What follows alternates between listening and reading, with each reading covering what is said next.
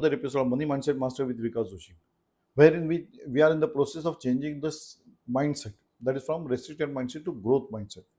We are moving from mere financial accumulation to financial security, financial stability. So, in the process, we are learning the basics of finance. What is the requirement that we should look into to stabilize our finances? That is what this series is all about. And in the restarted series, I have segregated this series into the different chapters, topic wise, of course. So today's now this will be dealing with on daily basis, and some chapters, some points will be revisited. But that is a necessity. I think that I should revisit the limiting belief part also, which is the most important part, because those are the beliefs that we are carrying, which are not at all giving you fruitful results towards your financial stability, neither it is helping you to gain confidence. So we have to understand those limiting beliefs. But let us understand the basics first way. So the point would be stating of financial goals. So the goals which you are to require to understand it, you should have your goals in place.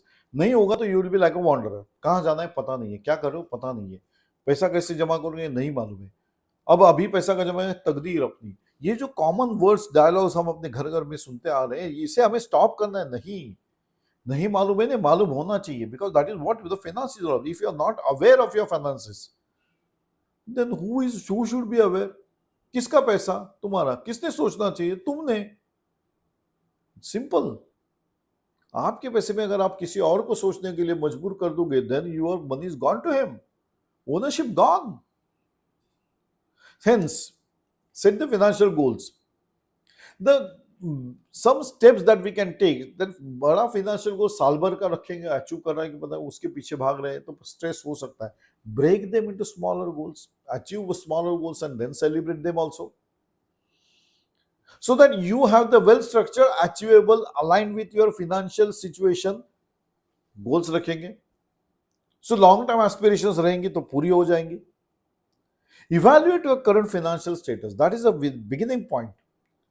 So you need to understand a clear understanding of your income, of your expenses, debts, savings before you set the realistic goal. Goal set करने से पहले हमको ये चीजें मालूम होना बहुत जरूरी है. आप क्या हो, आपके पास है क्या? अरे हाँ, ये जरूरी है. So how you can do it is create a budget track so as to track your income, expenses, review your debts, assess the savings and investments, and determine your net worth. So first of all, you should start with your net worth. What is your net worth? जब इससे सवाल खुद को पूछोगे तो आपको पता चलेगा net worth is net assets, net assets minus the liabilities part. So you should know the assets part and the liability. जो आपको income part पता होना चाहिए, वैसे भी आपको expenses part का पता होना चाहिए. So the evaluation will help you to identify the gaps and opportunities, making it easier to set goals that are grounded easily. Easy goals रखोगे तो आपको मतलब आप बिल्कुल समझ पा रहे हो और ग्राउंड टू अर्थ हो. बाबा इतना ही करना है, ये हो सकता है, इतना ही हम कर सकते हैं. ज्यादा होगा तो अच्छा ही है, लेकिन नहीं होता है तो not bad. So you have to define your financial goals. So that goals should be directed for a purpose. Your financial planning without specific goals, managing money becomes aimless. क्या मैनेज कर रहे हो पता नहीं है, वो सब कुछ करके रखोगे कहाँ नहीं मालूम, लेकिन मेरे को बोला गया था कि तुम ऐसा सेव करो. अरे हाँ सेव करो, but what are you planning? Have you plan for something? So इसे आपको शॉर्ट टर्म, मीडियम टर्म और लॉन्ग टर्म गोल्स में डिवाइड करना पड़ेगा, तभी तो उसे प्लानिंग कहेंगे. सो उसे हम डायरेक्शन दे रहे. शॉर्ट टर्म गोल्स माने emergency fund, paying off your small debt, savings for vacation. It is ये सारे 1 से 3 साल में होते हैं. हम जाते हैं ना, हर साल हम घूमने जाते हैं, बस वही short term goal. Then medium term goals, मुझे घर बाय करना है, कार बाय करनी है, सेविंग्स को बढ़ाना है, इन्वेस्टमेंट ज्यादा करनी है, you start business. These are medium term goals. 3 से 7 साल में आपको ये करना होता है. Long term goals, retirement savings, children's education, achieving financial independence. ये अगर सोच है तो बढ़िया सोच है और आपको ये करना चाहिए. So it will be for more than 7 years. Set smart goals. Specific, measurable, achievable, relevant and time bound. Smart. Time bound, specific होना ही चाहिए. तब क्या, तभी आपको पता चलेगा आपको जाना कहाँ है. Measurable, you should be able to measure the success. Goal achieve किया कि नहीं किया. हाँ शायद थोड़ा सा किया, मतलब थोड़ा नहीं हो, ये थोड़ा नहीं होता है. It is specific. इतना किया, this percentage I have done, this percent what I have missed out, I will be able to allot more time towards that.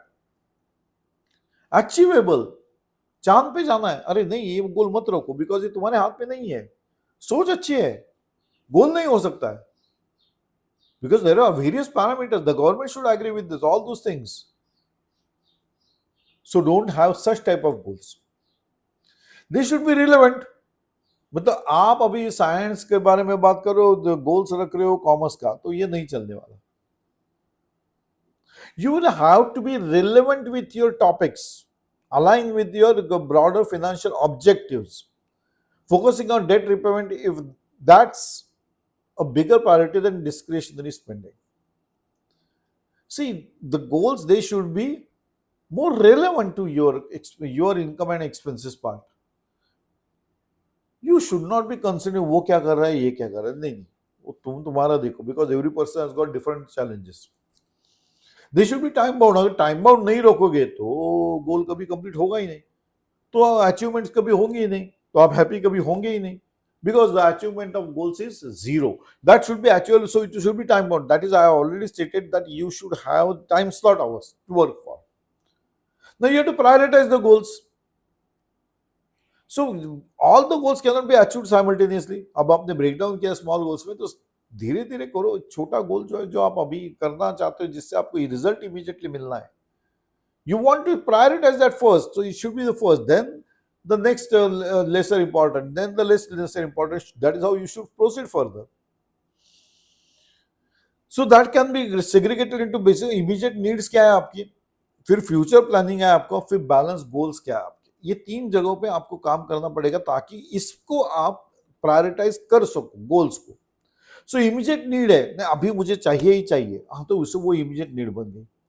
Future planning में रखा है, ठीक है मैं अभी सोचता हूं कि मैं लॉन्ग टर्म में मैं आगे जाके घर ले लूंगा, ये लॉन्ग टर्म प्लानिंग हो गई.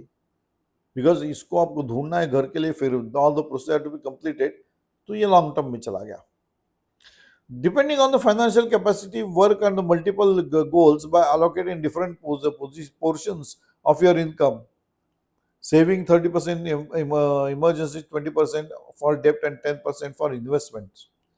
Now that is what you should do with the balance of the goals. Saving में आपको 30% में आपको लाना चाहिए, 20% आपको इन्वेस्टमेंट में डालना चाहिए, डेप्ट रिकवरी में, और 10% आपको इन्वेस्टमेंट्स में डालने होते हैं. Now this is how you have to, this is a crude form. ये जो मैं कह रहा हूं, ये आपको करना है.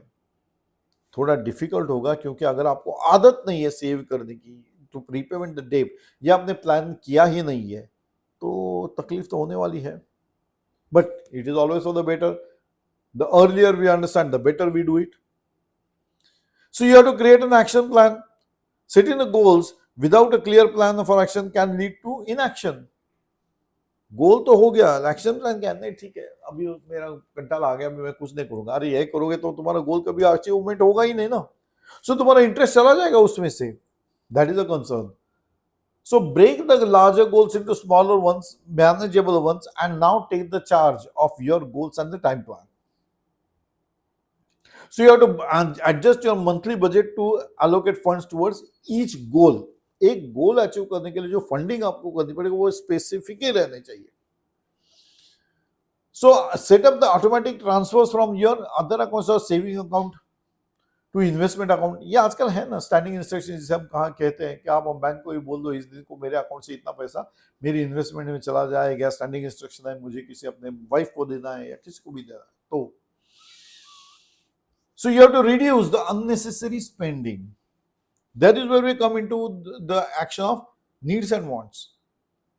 You see, what are the needs? Needs is that what अभी मुझे वो जरूरी है, वो अभी मुझे लेना ही जरूरी है, उसके अलावा मेरे पास कोई अल्टरनेटिव नहीं है. That is a need. Wants वे हमारे सपने हैं जो पूरे करने होते हैं. तो सारे सपने एक दिन में नहीं हो जाए, और वो सपने पहले हमको लेना ही नहीं है. What you have to prioritize the thing. सपना तो है, प्रायोरिटी पे मुझे ये पहले कंप्लीट करना है. So that is how you will reduce the unnecessary spending. Unnecessary spending मतलब अभी जब प्लान हो चुका है तो अभी कूदी मार के उसके तोड़ने की जरूरत नहीं है. Why? Because the moment you plan for something, suppose for an example we decide to take a TV, television. So television लेना है तो मुझे अभी दिमाग में आ गया तो अभी मैं चला जाऊं दुकान में, या तो ईएमआई पे मैं लेके आऊं, लोन पे लेके आऊं, वो सब मैं कर दूंगा. मैं विल हैप्पी कि घर में एक टीवी आ गया. लेकिन आपको सोचना है कि अभी मुझे घर लेने है कि मुझे टीवी पे खर्चा करना है. ओके, दोनों करने तो ठीक है, टीवी और घर का भी कर, लेकिन पहले क्या लूं? तो पहले मुझे घर लेना चाहिए ताकि मैं टीवी रखने के लिए जगह चाहिए ना.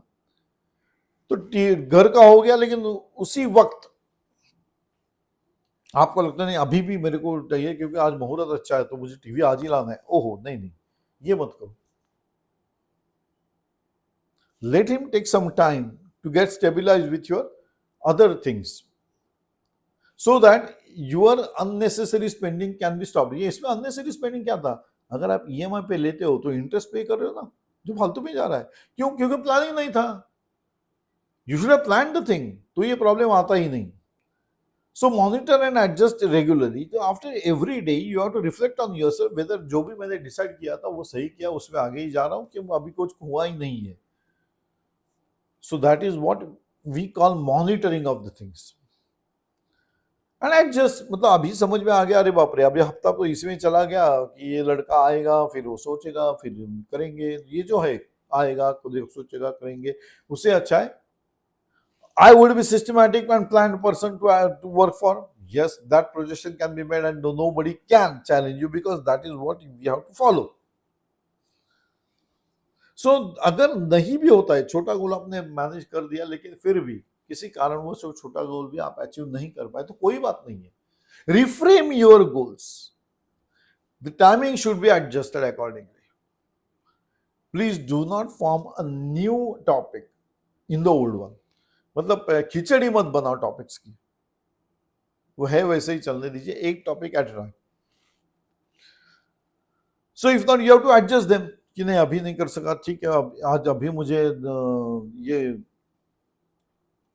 इसके नीड्स के लिए प्रायोरिटाइज करना था लेकिन मैंने वांट्स के लिए खर्चा कर दिया, तो अभी तो प्रॉब्लम आ गया because you are not plan for the things.